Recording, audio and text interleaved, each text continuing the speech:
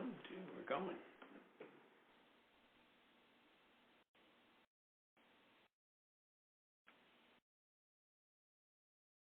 All messages.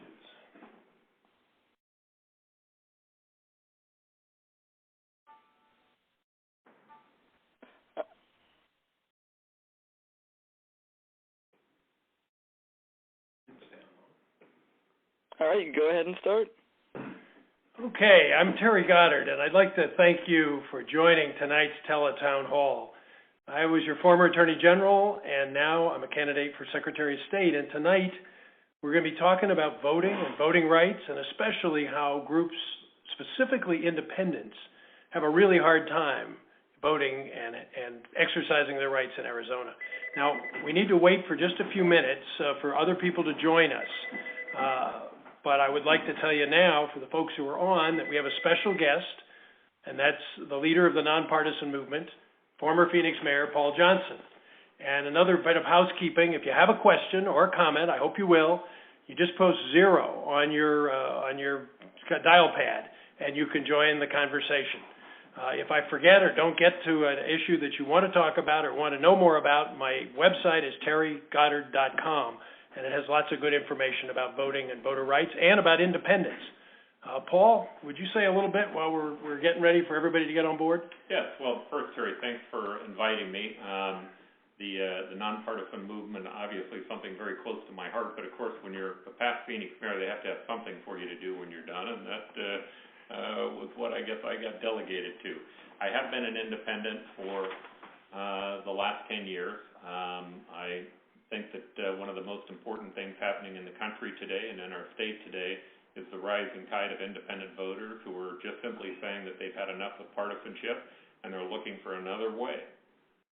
Well, I run into an awful lot of people around the state that are feeling exactly that way. They've registered independent for a variety of reasons, but most of them hate what they see the mainline parties, the Republicans and Democrats, doing to each other and to the public. So I think we've basically got a good group of people on for this town hall. I want to thank you and welcome you again if you weren't on when I started. So this is officially our start. Good evening. I'm Terry Goddard, Arizona's former Attorney General, and now a candidate for Secretary of State, which is the Chief Elections Officer in the state of Arizona, and therefore has responsibility for voting and voting procedures, and I believe for trying to make it easier for every citizen to be able to vote if they choose to. So tonight we're talking about voting and voting rights.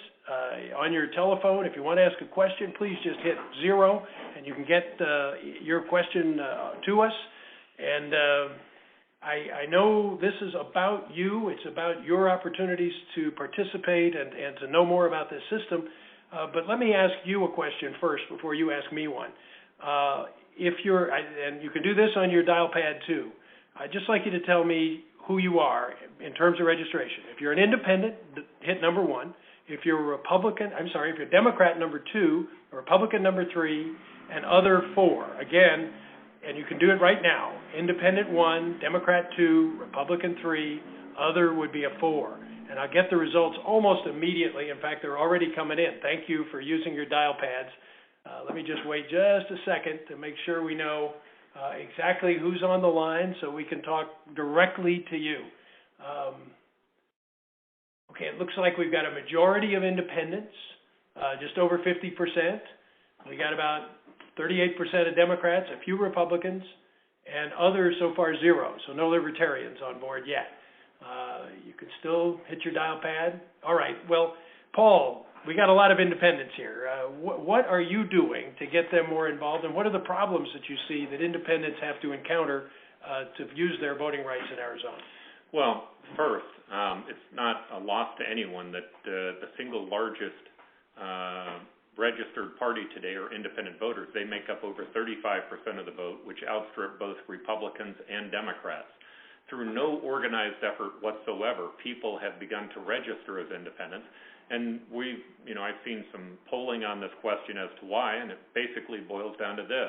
They're tired of the red team, blue team mentality, where you have partisans who are more interested in keeping a majority or getting a majority than they are in good public policy.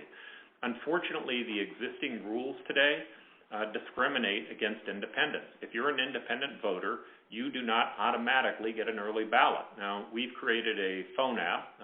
You can go to your iPhone or your Android, and you can download the Arizona Nonpartisan Movement. You can get a phone app, which does help you get an early ballot. It helps you voice your opinion on issues. It helps you communicate with other independents. But nonetheless, today the system discriminates against them. And it's even worse if you're an independent candidate.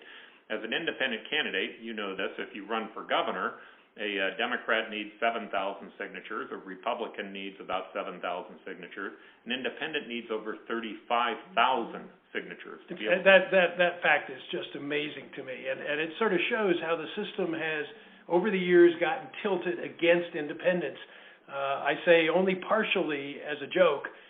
If you're the mother, if a mother is telling their children the truth and they're independents, they have to say you'll never be governor of Arizona because it just can't happen under this situation. Also, I found a lot of problems with the mail ballots. Independents get one chance. They get a postcard in the mail, and it looks like junk mail to me. And if they don't turn that back in, they aren't using their right to get a mail ballot and to vote in the primary. This year, the good news is that more independents than ever are voting in the primary based on the early mail returns, but it's still about 14%. It's still way down from what others are doing. Why do you think that is? Well, let's start with the challenge to that. As more people register as independents, we're leaving a more ideologically pure voter in both the Democratic primary and the Republican primary, and they're now electing candidates who are only that are willing to conform to being ideologically pure. The problem is that not having independents vote in those primaries creates a significant challenge with getting candidates who represent mainstream voters. The reason that happens is, again, because they discriminate against them. They make it difficult for them to get a ballot. They don't mail them an early ballot out. They're challenged in several ways. And when you listen to many of the existing leaders, I know that Senator Kavanaugh said that the reason that people register as independent is because they're ignorant and they don't understand the issues. Well, now, if that hasn't made a few people on this call angry, I don't know what will. The answer is that that's not why they register as independents. In fact, I registered as an independent as an affirmative statement about who I am and what I believe. And I believe many other independents are the same way. They're tired of the way that the existing system is working, and they're looking for something better. Well, I know that's what I've run into going across Arizona. Now, let's go to a caller. We want to make sure that this is a time for people to ask questions or sound off with opinions. Jim Sharp in Goodyear. Are you there? Yeah, yes. Okay, is there a question, Hello? Jim? Oh, Yes, sir. yes, there is. Yes, there is. I registered as an independent because I wasn't really sure about the political landscape here in Arizona when I moved to it from another state. And so I registered as an independent. But then I found that there are some pitfalls of being an independent. You don't get a ballot in the primary, and then I know there was some discussion about that earlier. Terry, I deeply admire the contribution that you have given to this state as a public servant over the years in all the offices that you've held. And my question, frankly, is how can I help more? Well, thank you very much. I love it, Jim. If you went to Facebook and just look at Terry Goddard AZ or on my website, but there are lots of ways that you can help. But the best one is passing the word, and for independents like yourself, getting involved. I know many independents feel, and many voters, frankly, feel that the system is rigged against them, that there's no way they can be heard. If I'm successful running for Secretary of State, I want to, A, make it as easy as possible for citizens to vote, and second, to make sure that people know that their views are respected and that their votes count. Now, if anybody wants to ask another question, please hit 0 on your phone right now or as soon as you get to it and put a question in the line. Yes, Paul. Jim, I would just also say I've known Terry for many years. And when Terry makes a decision to take on an issue, he is one of the best individuals you can find that will push for resolve. I was one of the ones that encouraged Terry to get into the Secretary of State's race because I really do believe the single biggest issue we're facing in public policy today is getting independents actively engaged in the process, and the rules today are just simply geared against them. If you look at Terry's positions, the positions that he's taken so far, he's far and away the most advanced and the most progressive on the issue of making certain that independents have a fair shake. Thank you. I hope, the important thing at the Chief Elections Office of this state is that nobody gets favoritism, and certainly nobody's treated worse than anybody else. And from studying this, and folks who want to go to my website, terrygoddard.com, will see an essay that I wrote personally with a little help from Paul Johnson and a few other people who are experts in this area, basically to talk about how independents can be treated better. First, with mail ballots. Certainly, they ought to be treated like everybody else. If you voted a Republican ballot 2 years ago, you ought to get another one. Or, and I want Paul to talk about this, we can go to a different kind of primary where everybody gets to vote for every candidate. And frankly, I think that would get a lot more public-spirited people involved in the process instead of being turned off at the very beginning. Paul, could you say just a word about the open primary? We have a item that's going to go on the ballot in 2016. It's an initiative that we'll have to take out to the voters to get signatures. That particular item would just simply turn the state elections into the same type of nonpartisan elections that we have at our city councils. It allows all independents, Republicans and Democrats, to vote in the primary without any party labels attached to them. The top two candidates go on to the general election.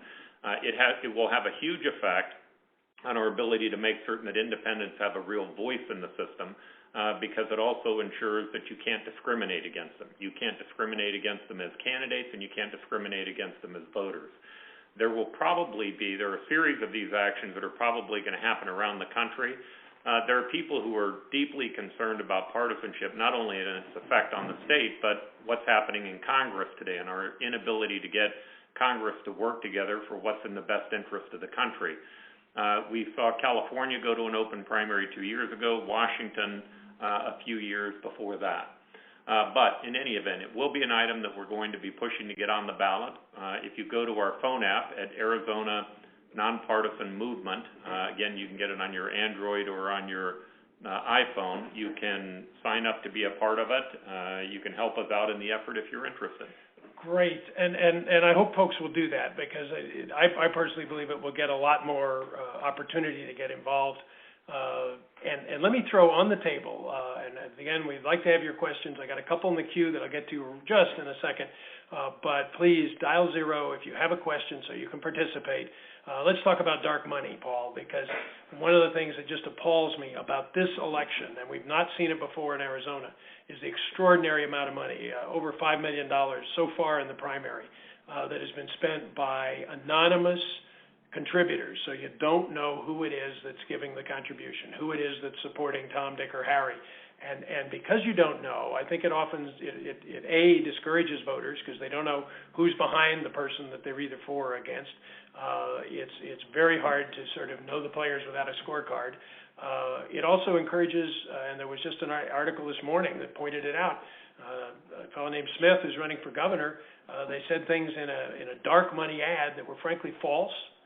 But because it's dark money and because they cover up, make secret the people who are the contributors behind the ad, nobody's accountable. Nobody, if it's a lie, you can't call out the lie. And I want to get rid of that. I want to try to make dark money a thing of the past in Arizona, and I just think that's critically important. Well, the first key to dark money is obviously disclosure. The United States Supreme Court said that people have the right to give money independently. I have some concerns about that decision by the court, but nonetheless, that is the law of the land. But that doesn't mean that states can't require that people have to disclose their names and to disclose the information about the people who are giving. The big concern, I think, ought to be, it's against the law for foreign nationals to give money because of the influence that they could have on our United States Congress and public policy. But with dark money, that's all been changed. Yep. The ability to be able to give through a not-for-profit that gives to another not-for-profit that then goes into a candidate's name, it's there and it's real, and it is going to have significant impacts on our public policy, and most of it is not going to be good. And that's election fraud, in my opinion. It's a way that people are trying to pervert our elections and undermine our entire democratic system. Let me get to some questions. We've got some great ones that have just come in. I'd like to go to Dawn, I believe. Dawn in where Yeah, are? hi, Terry. Okay, on the west side. Please go ahead. Yes. Well, I am a Democrat. I did get a ballot, but I was listening a few minutes ago, and it sounded like this phone call is for the independents, but it's for anybody. Oh, absolutely. No, it's for anybody. But were you an independent before? I was. You was. Oh, you were. Excuse me. I was. But you're now voting yes. a primary ballot that's a Democrat. Yeah. Because you don't change your registration from independent just when you vote in the primary. I think many people don't understand that. They say, look, I don't want to choose a Democrat or Republican ballot because that might put me on that team. But that's not true. It doesn't. You just participate, and then you vote hopefully in the general election, and the next cycle, if you're an independent, you get to choose which ballot you want to take. Let me get to Jeff in Glendale. Jeff, you there? Yes, Terry. You basically answered part of my question. I was wondering what we do to get that. We're talking about being able to register as an independent and not be slotted or not be have that held against you whenever you vote. And you said you were going to... I can give you an answer to that. This is Paul Johnson again. It will take us about 450,000 signatures to get it on the ballot.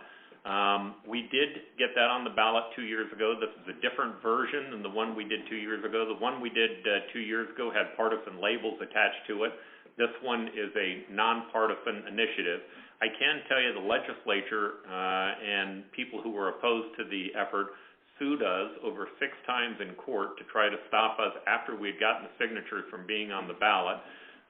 So this is one of those things that when drafting the initiative, we have to be very careful on the language that it conforms with the United States Constitution, the state constitution, a variety of different statutes, all of which are important. Now, to get it on the ballot, we're going to need volunteers as well as paid signatories who will help take the ballot out to the public, get signatures on it so that we can turn it into them. If you go to our phone app on the Arizona Nonpartisan Movement, on there, the actual initiative, the language is actually on the phone app, so you can look at what we'll be trying to get passed. It's a pretty simple measure. It says that you move to a nonpartisan election system. You have a primary where all the candidates run without party labels. The top two end up going into a runoff. All candidates have to be treated equal. You can't discriminate against someone because of how they're registered or not registered, and you can't discriminate against voters based upon how they're registered or not registered. So if you're going to send out an early ballot to Democrats and Republicans, then you have to send one to independents as well. Amen. Good. How about the petition signature requirements? Has that changed? No, the petition signature requirements are pretty much the same. The legislature decided that they wanted to make it a lot easier for candidates to get signatures, so they allowed them to do it online because that affected them. But they didn't want these initiatives to be able to be as easy. In fact, they hate the idea that the public has a right to the initiative process. But fortunately, the founders of Arizona, many, many years ago, recognized that people who are in power tend to want to hold on to power and that the public should have a voice that is equal to them. So they gave us the right to referendum initiative. And recall. And those are, in my opinion, very, very important tools for the public to be able to have so that their voice can be heard. Okay, let me remind folks to hit 0 if you'd like to ask a question. Let me go to Dr. Ritz, I believe it is, in Phoenix. Yes, hi, Terry and Paul. Thank you very, very much for your service to Arizona over the long haul, the years, and especially to efforts in other offices to increase the safety in Arizona and your courage in doing that in ways that don't necessarily involve rifles. So my question is, having worked in minority populations most of my professional life, I have a concern about a question about how you think we can increase participation in the democratic process, especially among some of the minority populations that, have a somewhat low record historically of turnout, and feel that they don't have a voice. One of the interesting statistics is that Hispanic voters, over 50% of Hispanic voters are registered as independents.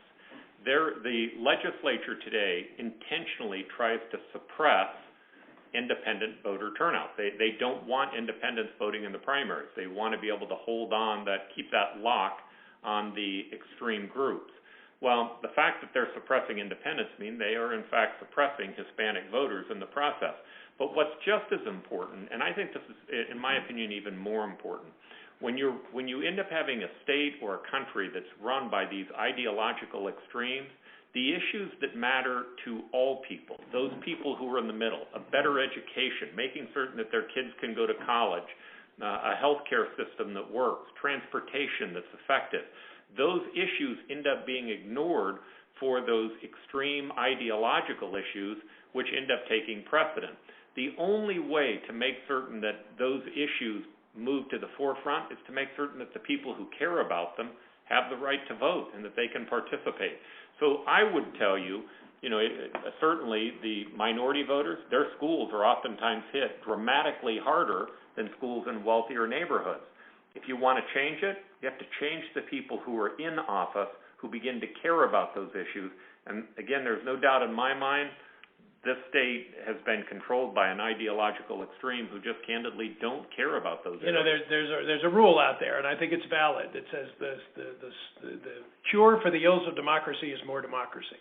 And I think much of what ails Arizona today can be cured by getting more people voting. And the largest group that's not voting are independents today. No population does really well. We're 45th in the nation in terms of voter turnout. That's terrible, in my opinion. Let me go to a question from William on dark money. Let's deal with the sinister side for a minute. William? Yeah, hi, Terry. This is William. Yes, please go ahead. Yeah, I had a question on the dark money. If it was initiated on the national level, or was it started on more of local levels and it just spread from there? William, that's a great question. It's both. It really started in 2012 because of a Supreme Court decision in 2010. The Citizens United case basically said that corporations could play just like you and me in making political contributions. That was new. They also said that there couldn't be any real limits on how much you contribute in a political campaign. That was new. That was done by a 5-4 vote by the Supreme Court of the United States. In that same decision, however, the justice that wrote it, Justice Kennedy, said there's nothing wrong with states asking for transparency, asking for the identification of who it is that's given money, but they don't have to. And so Arizona didn't. So in Arizona, we're the Cayman Islands of dark money. Huge amounts of cash, hundreds of millions of dollars have flown through Arizona without attribution. Don't know who gave that money. And it's gone into other states because they use us as a moving ground. This gets me very angry because I think it undermines our whole democracy. I think we need to change and make Arizona like California, like New York, like some other states around the country. Utah is another example that are very tough on dark money. They've taken the regulation, they've taken the bit in the teeth and said, we don't want these dark and sinister players working in our state. Now let me go to a question about primaries, because that's really what's on the table right now. Independents don't vote in primaries in Arizona very much. Last year, only 7%. Last year, I mean 2012, 7% of independents in Arizona voted in the primary. If independents had been an ethnic minority, that would have been a civil rights investigation immediately, I can assure you. But they're actually the biggest voting group in Arizona, so it's amazing when the largest group is having their rights violated. This year it looks like we're going close to 14%. But Paul, you want to handle Helen's question? Because I think it's on how we get people into primaries. Sure. Helen? Go ahead. Hi. When I spoke to the young lady, my concern is that the public pays for the primaries, And if it's a party-restricted primary, we shouldn't. And I came in sort of the tail end while you were talking about a referendum that might correct this. I would vote in a heartbeat for someone who's talking the way you guys are, but as an independent, I can't. Well, a couple of things. If you're an independent, you actually can vote in the primary. We got that passed in 1998, but the legislatures and the existing powers do their very best to try to keep independents out of those primaries. As an example, you don't get an early ballot. But if you show up on Election Day at your polling place and request the ballot in the primary, you actually can get one. Now, the second issue that I would tell you is you're right, the public pays for those primaries. I think the cost in Arizona, I might be wrong on this number, but I remember seeing that it's over $20 million a year that the taxpayers give to running the partisan primaries. Now, think about this. It's $20 million we're giving to a partisan primary, and yet the people who make up the majority, which mean they're paying a majority of the cost, end up being discriminated from their ability to participate in it. The initiative that we have simply says that we stop subsidizing the two parties, and instead what we do is we have a primary that everyone can vote in, and the top two vote getters go to the next level. We are hoping to get that on the 2016 ballot. Again, you can download our phone app on Android or on iPhone, which is the Arizona Nonpartisan Movement. You can take a look at the initiative there if you would like. Okay, let's go to another question. Hector in Phoenix. Yes, sir. Yes, hello? Yes. Yes, my name is Hector. I'm an independent resident of Leisure Park, and I had a two-part question. The first has to do with the, this dark money, especially coming from out of state. You mentioned, or a speaker mentioned, that our laws forbid foreigners from voting or influencing our democracy with their money, and it's illegal. Why can we not pass legislation to make illegal money from outside of the state, from anybody who's not a resident of the state, to pouring money into Arizona? That is, and I put that akin to, it would not be legal for somebody from New York to come and vote in Arizona if they're not a resident. Hector, I think that's an interesting question. I personally would love to see a system that only allowed actual voters in Arizona to contribute to Arizona campaigns. I think that would make it far more of a, let's say, our own internal decision-making process instead of something dictated from outside.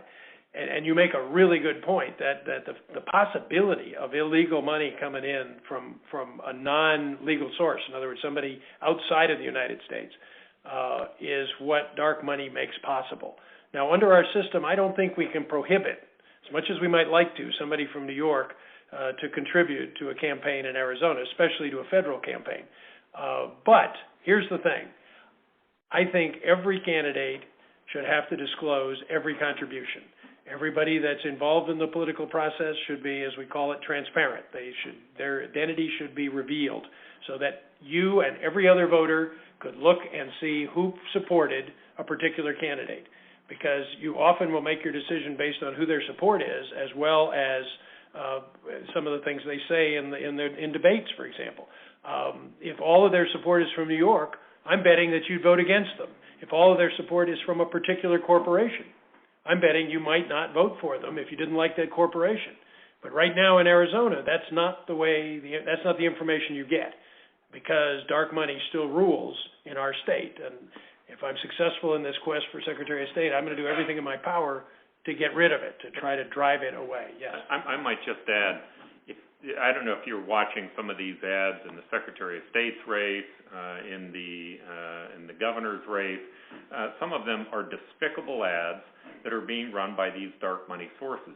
Well, when no one has to be accountable, when you don't know who's doing it, people are much more willing to say things that aren't true, that are false, and that are extremely negative.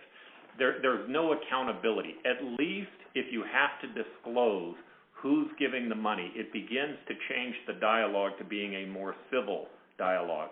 And again, to me, that's key. It's making certain that we get disclosure, that the disclosure isn't just telling us that there's this 501c4 that gave the money, but that we're actually getting down to the people and the individuals and the groups inside of it that are participating. And I think when we do that, the debate, it won't be perfect. It's still politics. There will still be negative campaigns, but it won't be as bad as the ones we're beginning to see now. Couldn't be much worse, could they? I mean, this has been a low point, I think, 2014. Let's go to Rosalind in Peoria. Rosalind, Hello? you still on? Hello? Yes, sir, I am. Hi, Mr. Goddard. I hadn't heard from you in years. I was wondering what happened to you. But my question is, you talked about the primary. When I am an independent. When I got my, the ballot from the registration office, what turned me off on that? They were requesting Democrat or Republican ballot. Which one should I send to them? And I am an independent. I try to vote for the best person for the job. And that's why I never sent mine in.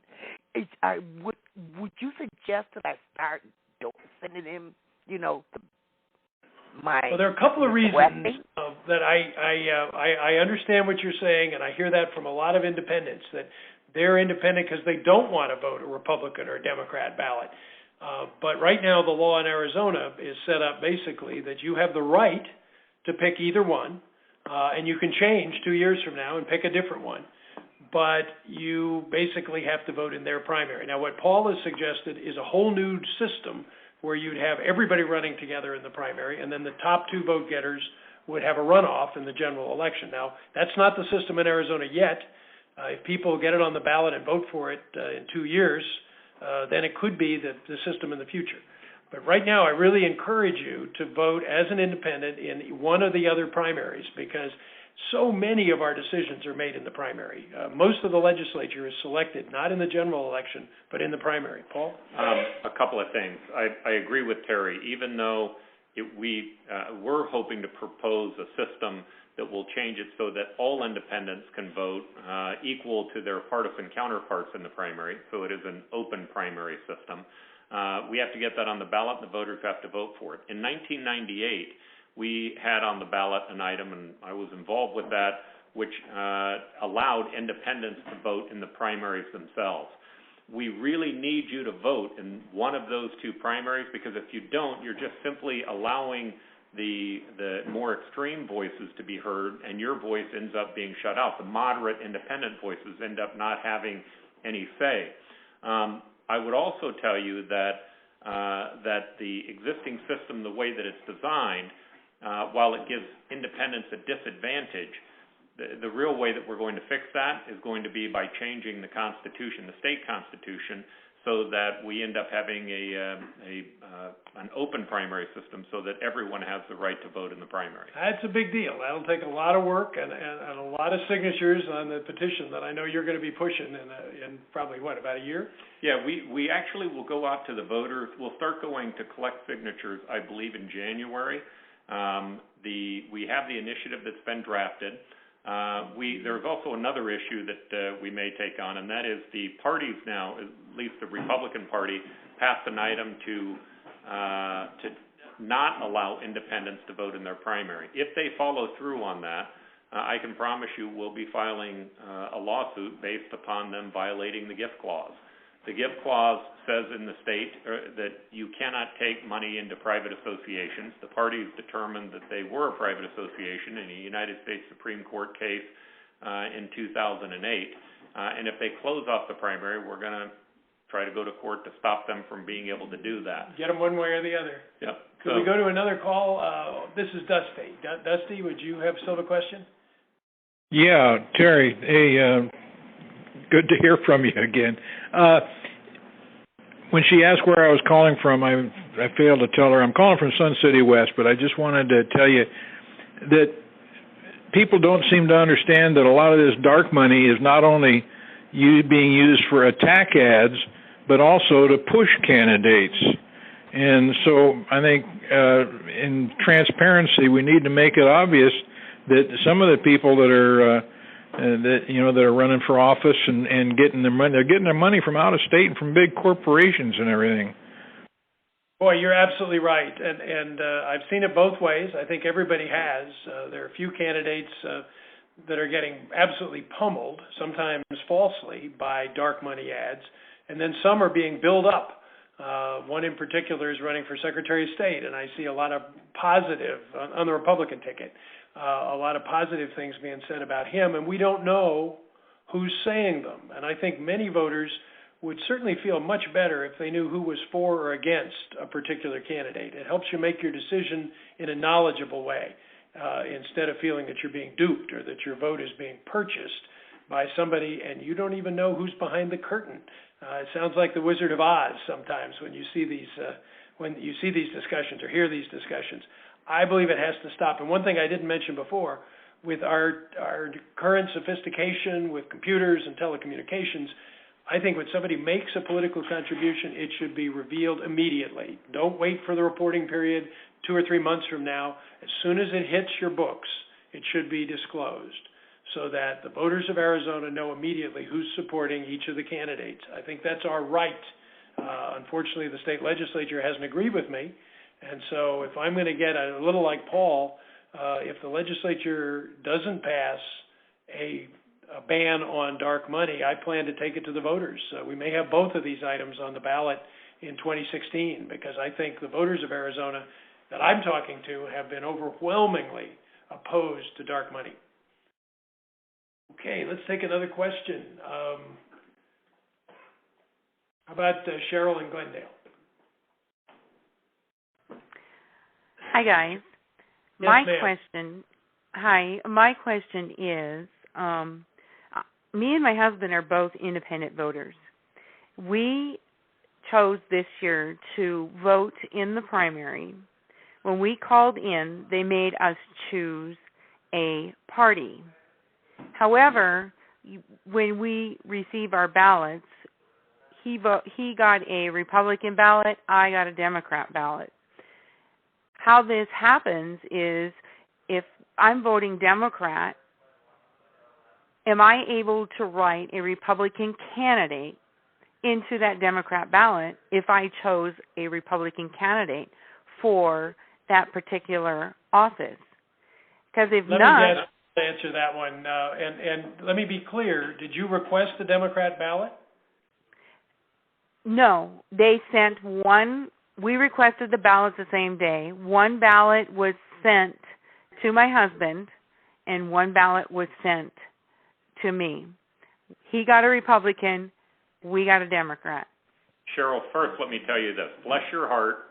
Thank you very much for getting a ballot. Yeah, right. It really is important. I do know that it's irritating. I'm an independent. I'm very irritated by the fact that I have to choose which one of the two primaries that I'm going to vote in, and I think that I should have the right to vote for every candidate. But I also believe that every voter should have the right to vote for every candidate. We've created these partisan primaries, and if you really look at the numbers, it's astonishing to figure out what percentage of the voters are actually voting. I mean, just think of the numbers. 70% of the people are registered, about a third are a third are Republican, a little less than a third are Democrat. In their primaries, they have less than a 20% turnout. That means that you're talking about 5 to 7% of the overall public is voting in both of these primaries, and they're deciding who it is that the rest of us are going to get to decide between. Well, if you don't vote in that primary, you can bet that 5% is going to be a more extreme voter. So it really is important that you take part. But what's even more important is that we change the system so that every voter has the right to vote in every election. And by the way, sometimes this seems like a new and novel concept. You can go all the way back to our founders. President Washington told us in his letter of a departing friend, he said, look, be careful of 3 things. Stay out of foreign affairs, be careful of regional divides, and stay away from political parties. There's no doubt whatsoever our founders didn't intend for this to end up the way that it's ended up. It's discriminating against large blocks of our population. It's now being geared to where a minority of the state truly controls the legislative process. And the only way to truly fix that is to change the primary system itself. But until that's done, I just strongly encourage you, stay involved, keep getting one of those two ballots, and keep casting your vote, because right now that's our only option. And we need the moderate voice of many independents who have been discouraged, and as I've tried to say already, they're discouraged for good reason, not just because of the red team, blue team gymnastics that we see in politics, but also because the system has made it much harder to be an independent voter, and that's got to change, in my opinion. And Paul, we really appreciate your being here. I know you've got to run, so we're gonna let you dismiss the class, and then I'll have a few final words to say for the wonderful folks who are still on, and hopefully we've got to everybody's questions. I have one more that I want to recognize, Alex from Phoenix. But first, Paul, you got any final remarks for folks? Yes, I would just say first, this is the first time I've used this system, and I'm very impressed by it. The ability to do a town hall where I think it says here we've had over 3,700 people that have logged in at one point in time into this particular conference. We've received a lot of questions. It's exactly how a democracy should work, giving people the chance to participate, for their voice to be heard. And I can promise you this, your questions actually become an inclination for us as to where the voters stand. It has an effect on people who are in public policy. The key is to be involved and to take part. Now, I can also tell you that I've been very pleased to be a part of Terry's campaign.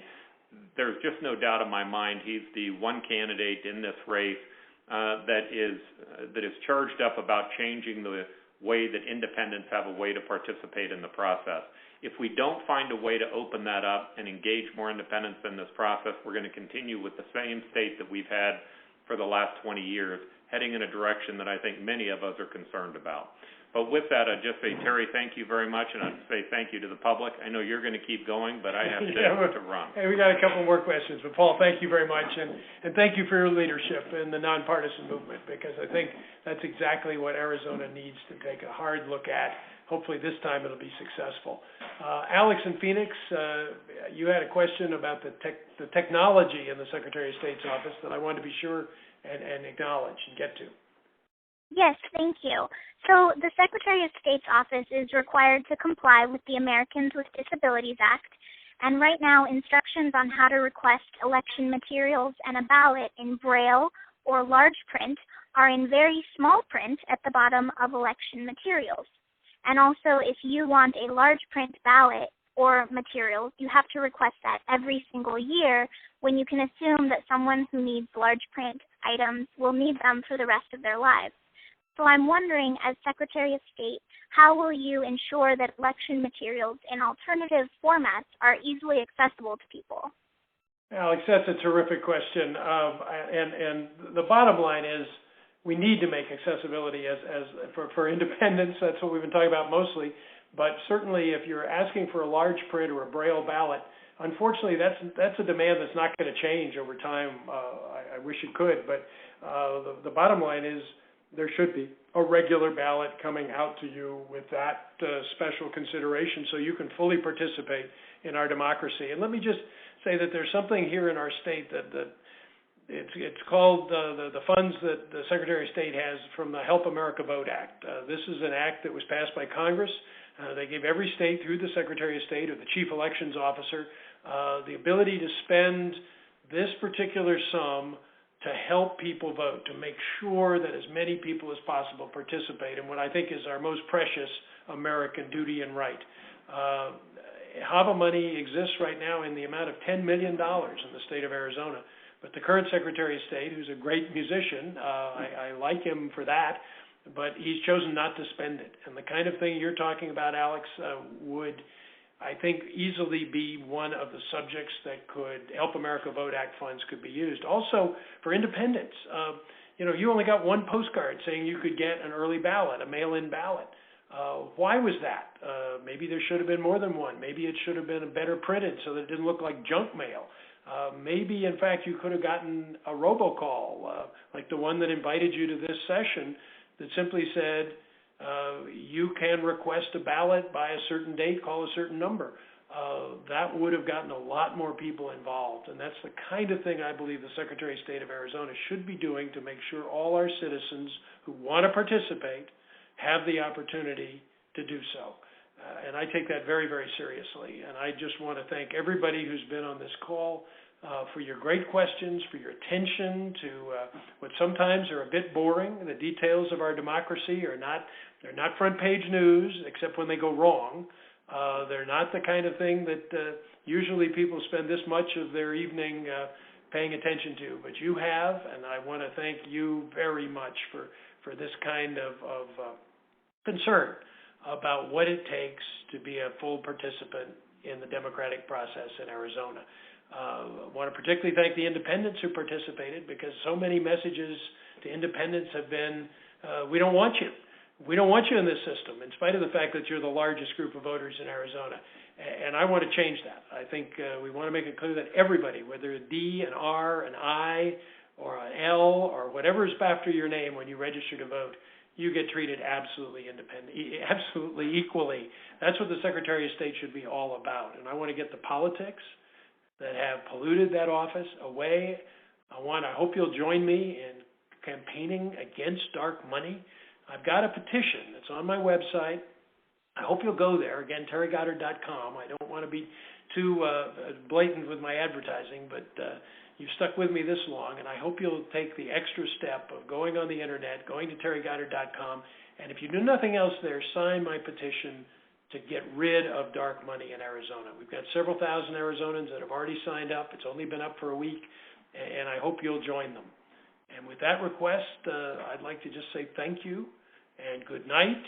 And I hope you've enjoyed this discussion, this exercise of our mutual rights to know everything we can about our democracy and exercise our right to vote. Thank you so very much, and have a great evening.